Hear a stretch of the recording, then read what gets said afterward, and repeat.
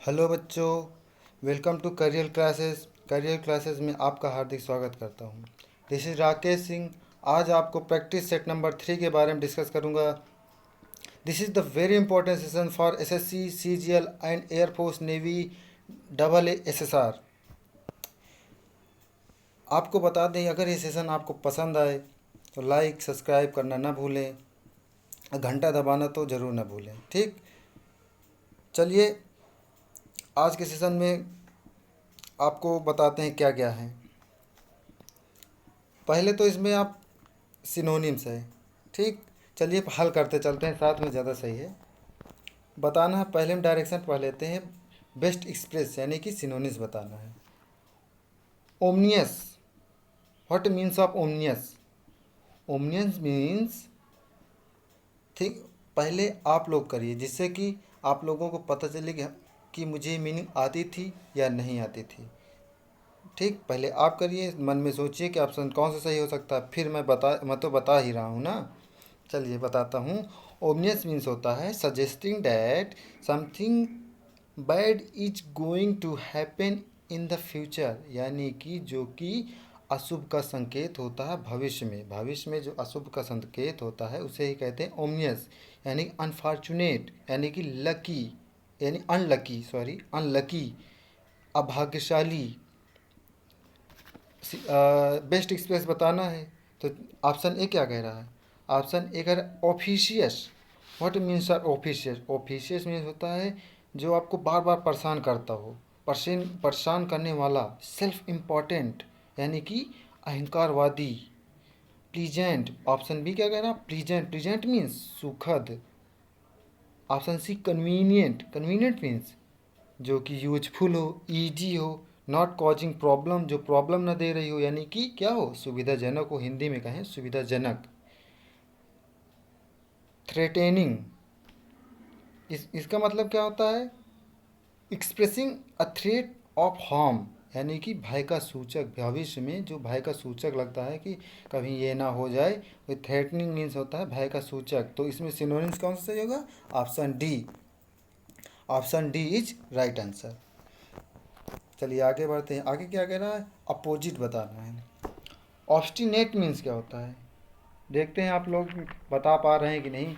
Obstinate means होता है जो कि जिद्दी हो, स्टबर्न हो, यानी कि not easy to pursuit somebody, जिसे मनाना आसान ना हो। तो इसमें एंटनी बताना है, यानी सिनोनिम्स। तो डोसाइल मीन्स क्या होता है? जो विनम्र हो, भावुक हो, एकदम विनम्र।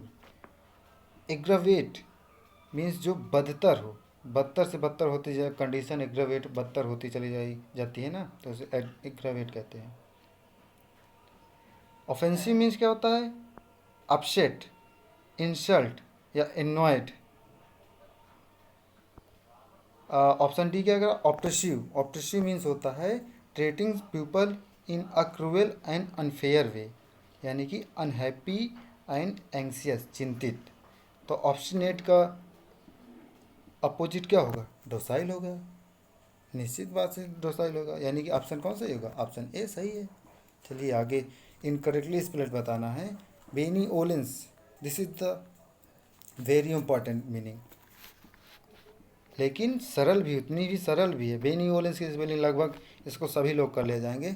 कौन सही होगा? ऑप्शन सी, यानी कि BENEVOLENCE।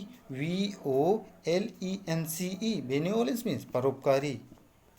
सिनोनिम्स क्या हो सकता है इसका? सोचिए। फिलांथ्रोपिस्ट, हाँ वो भी हो सकता है, जो परोपकारी करता हो, परोपकार करता हो। और उसका एंटोनी क्या होगा? होगा मिसनथ्रोपिस्ट, जो पूरे मानव जात को घृणा करता हो। ठीक, तो option C is right answer. चलिए आगे बढ़ते हैं। नेक्स्ट, नेक्स्ट क्या कह रहा है? All works of creative writing have aesthetic appeal.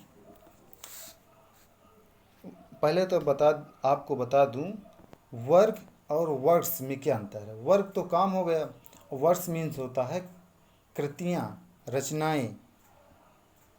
ठीक, तो क्या अगर all works of creative writing, यानी कि सभी रचनाएं, क्रिएटिव राइटिंग यानी कि रचनात्मक लेखन, हैव एस्थेटिक्स अपील, यानी कि यहाँ पे हैव जो है किसका काम कर रहा है, मेन वर्ब का, मेन वर्ब काम कर रहा है। यहाँ एस्थेटिक, यहाँ ये एडजेक्टिव काम करना चाहिए। अपील नाउन का काम करना चाहिए। तो ध्यान दीजिए, एस्थेटिक्स जो है ये नाउन है, यहाँ पे हमें चाहिए एडजेक्टिव। नाउन को हमेशा कौन प्रेफर करता है, वही डिफाइन करता है एडजेक्टिव। तो एडजेक्टिव चाहिए, एडजेक्टिव, एडजेक्टिव वही होता है जिसमें एस नहीं होता है, यानी कि यहाँ एस हटा दीजिए, आप पूरा सही हो जाएगा। यानी कि एस्थेटिक अपील होगा। एस्थेटिक्स मीन्स होता क्या है, कला सौंदर्य, द स्टडी ऑफ ब्यूटी। ठीक, तो option C is right answer. चलिए आगे आते हैं। I and my wife were declared the best couple at the party. कौन सा ऑप्शन सही है? पहले तो देखते हैं, सब्जेक्ट तो है, यानी कि इसके हिसाब से वर्ब क्या आना चाहिए, प्लूरल सब्जेक्ट साथ प्लूरल वर्ब, यानी कि वर्ब डिक्लेयर्ड सही है, जो कि पैसिव वॉइस में दिया हुआ है। The best couple at the party, ये भी सही है। लेकिन ऑप्शन ए में गलती है। क्या गलती है? यहाँ पे हमें प्रोनाउन का 231 यूज़ करना है, ना कि 1 2 3, यानी कि 123 नहीं। 123 वहीं यूज होता है जब किसी वाक्य में कमिट किया गया हो, कोई चीज़ गलती स्वीकार कर रहा हो। तो यहाँ पे इसके अलावा और कहीं भी यूज़ करेंगे तो 231 यूज़ करेंगे। क्या होगा? My wife and I were declared the best couple at the party. Option A is right answer. चलिए आगे बढ़ते हैं। The author said during the press conference के दौरान ऑथर ने क्या कहा? कहा कि देयर वर टू फर्दर, देखो गलती मिल गई ना, अगर आप मन लगा के पढ़ते हैं तुरंत पता चल। फार्दर ये दूरी के लिए प्रयोग किया जाता है, जबकि यहाँ दूरी के सेंटेंस कोई सेंस ही नहीं दे रहा।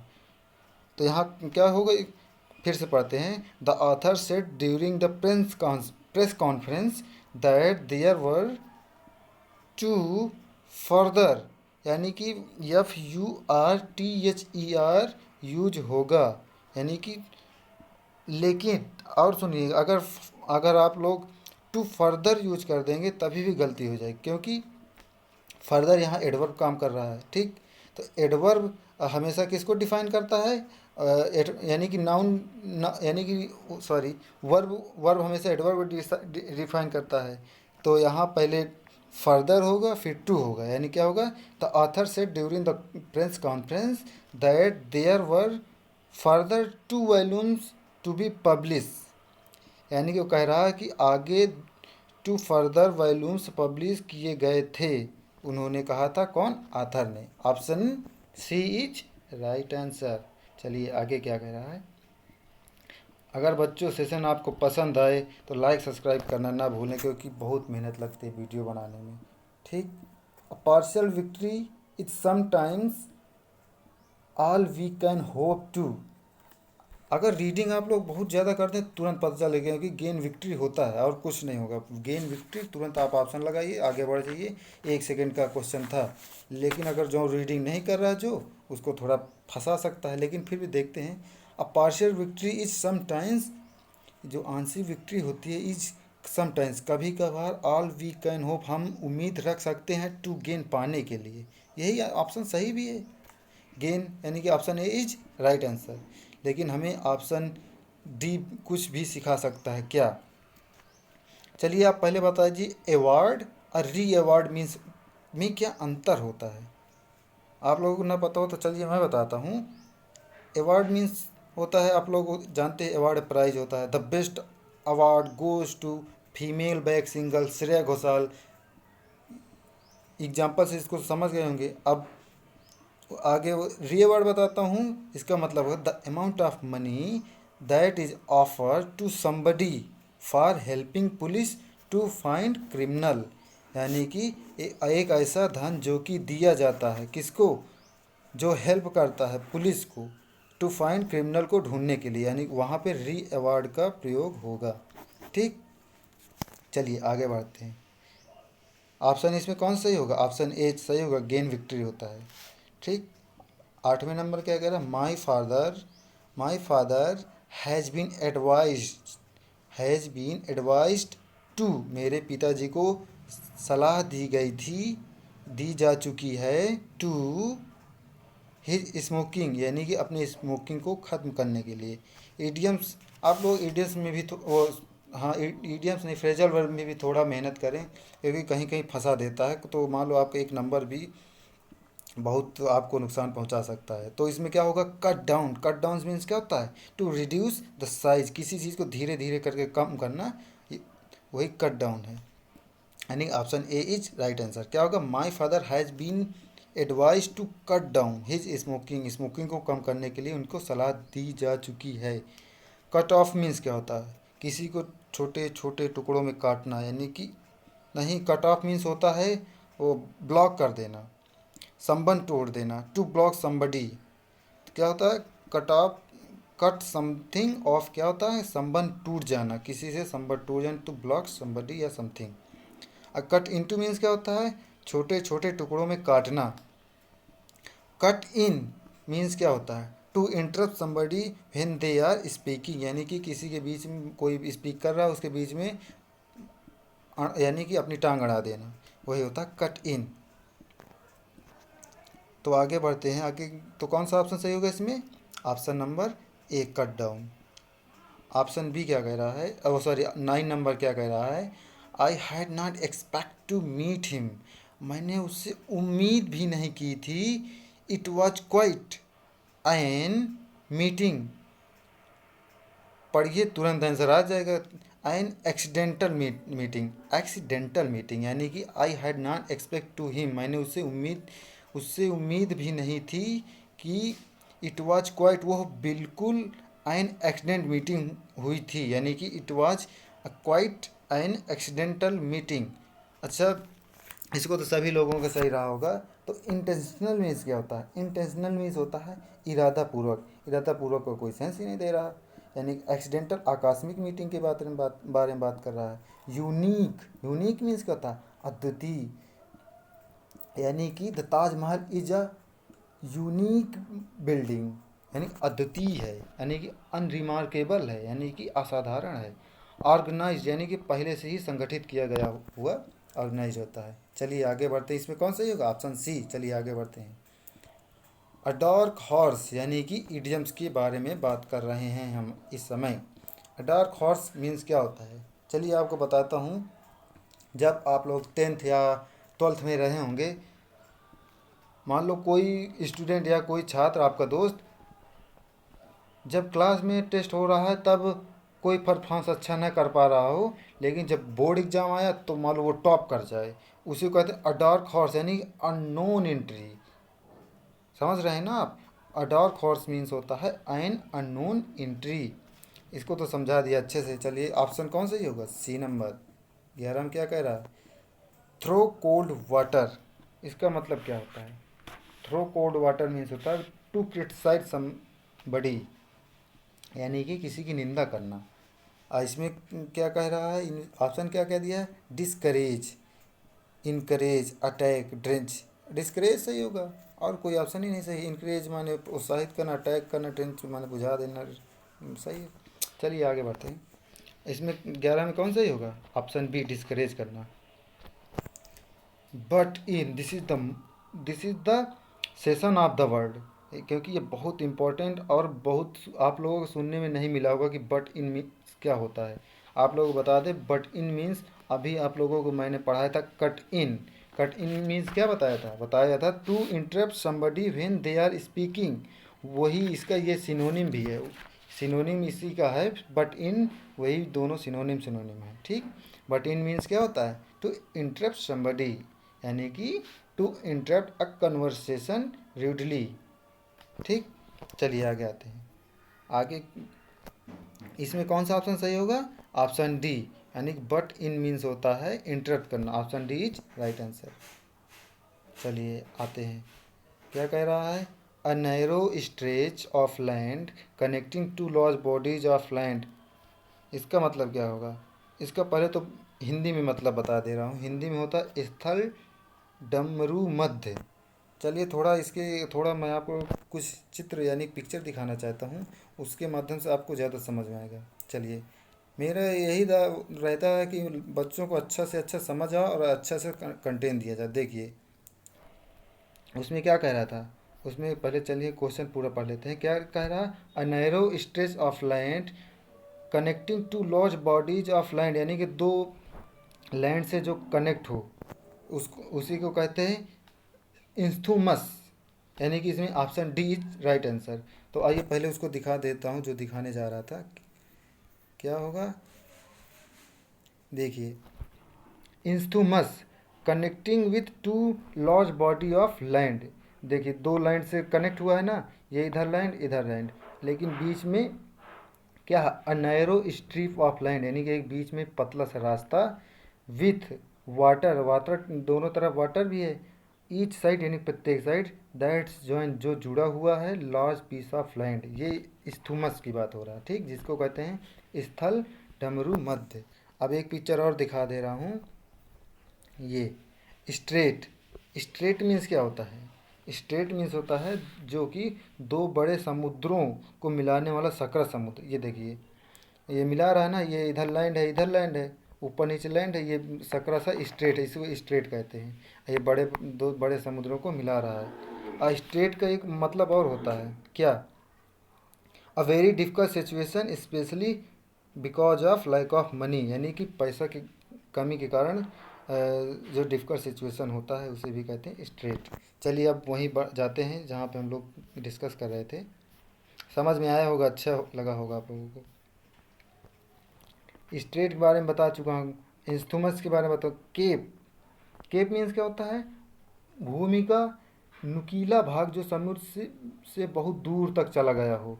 जैसे मान लो आप लोगों ने देखा होगा जब वास्को डी गामा आया था साउथ अफ्रीका के नीचे से, कहाँ से, the cave of good hopes, उसी को कहते हैं, यानी कि जो समुद्र से थोड़ा दूर चला गया हो भूमि का भाग उठा हुआ, उसी को कहते हैं केप, केप, ठीक। अ, अब क्या दिया, लैंगून। आपकी उड़ीसा में कौन सी झील है, आप उसके बारे में जानते ही होंगे। चलिए आप कमेंट में बॉक्स में बताइए उड़ीसा की फेमस झील कौन सी है, ठीक। वो लैंगून झील है, यानी कि लैंगून मीन्स क्या होता है, जो कि समुद्र से अलग हो, यानी a lake of salt water that is separate from sea, यानी कि समुद्र से जो कि दूर हो, ठीक। ये 14 में क्या कह रहा है, an animal which lives by preying on other animals, यानी कि जो दूसरों जानवरों का शिकार करता है, ठीक। तो उसका मतलब होता है प्रेडिटर मीन्स, यानी कि ऑप्शन नंबर डी, यानी कि हिंसक जानवर। प्रेडिटर मीन्स होता है हिंसक जानवर। ऑप्शन ए क्या कह रहा है, अग्रेसर, अ पर्सन या कंट्री दैट अटैक्स फर्स्ट, जो पहले आक्रमण करता है उसे अग्रेसर कहते हैं। ऑप्शन बी अटैकर, जो अटैक करता है। टर्मिनेट माने होता है समाप्त करना, टर्मिनेटर में समाप्त करने वाला। चलिए आगे आते हैं। गवर्नमेंट 15 नंबर क्या रहा, गवर्नमेंट और rule by a small group of people, यानी कि ओलिगार्ची, यानी कि ओलिगार्ची मीन्स होता है छोटे स्मॉल समूह ग्रुप द्वारा जो कि शासन चलाया जाता है उसे कहते हैं ओलिगार्ची, ठीक। तो आगे क्या कह रहा है, आगे कह रहा है मोनोक्रेसी, जो कि मोनोक्रेसी का मतलब होता है जो एक आदमी द्वारा चलाया गया शासन, उसको मोनोक्रेसी कहते हैं। ऑटोक्रेसी मीन्स क्या होता है, a country that is ruled by one person who has complete power, जिसका वहाँ पे कंप्लीट पावर हो, उसे यानी कि निरंकुशता हो। हिंदी में कहें निरंकुशता, यानी कि ऑप्शन सी में, यानी कि क्या कह रहा है, निरंकुशता। ऑटोनॉमी मीन्स क्या होता है, स्वयं का शासन, यानी कि स्वयं का शासन चल रहा हो। 15 में कौन सही होगा, कह रहा है government rule by small group of people, यानी ऑप्शन बी ओलिगार्ची मीन्स होता है, ठीक। Option B is right answer. चलिए आप आते हैं आगे। Salman and the other actors drove through the forest, जो रीडिंग करता है तुरंत कर लेकर, ड्रो थ्रू होता है यानी कि इस पार से उस पार जंगल के में ड्राइव कर रहे थे, ड्राइव का ये सेकंड फॉर्म यूज हुआ है, तो यहाँ क्या सही होगा, टी, नो इम्प्रूवमेंट है इसमें। ड्राइव थ्रू मीन्स क्या होता है, जो कि मान लो इस पार से उस पार जंगल के ड्राइव किए थे। लेकिन ड्राइव थ्रू का मीन्स एक और मतलब होता है, जैसे कि आप किसी होटल कहीं पे चले गए हैं आप कार से, वहाँ पे आपको कार पे बैठे बैठे ही सारी सुविधाएं दी जा रही कि चलिए यानी कि आपको होटल से पूरा सामान लाया जा रहा है, उसका मतलब ये भी होता है। ठीक, चलिए इसमें नो इम्प्रूवमेंट होगा। ठीक, option D is right answer.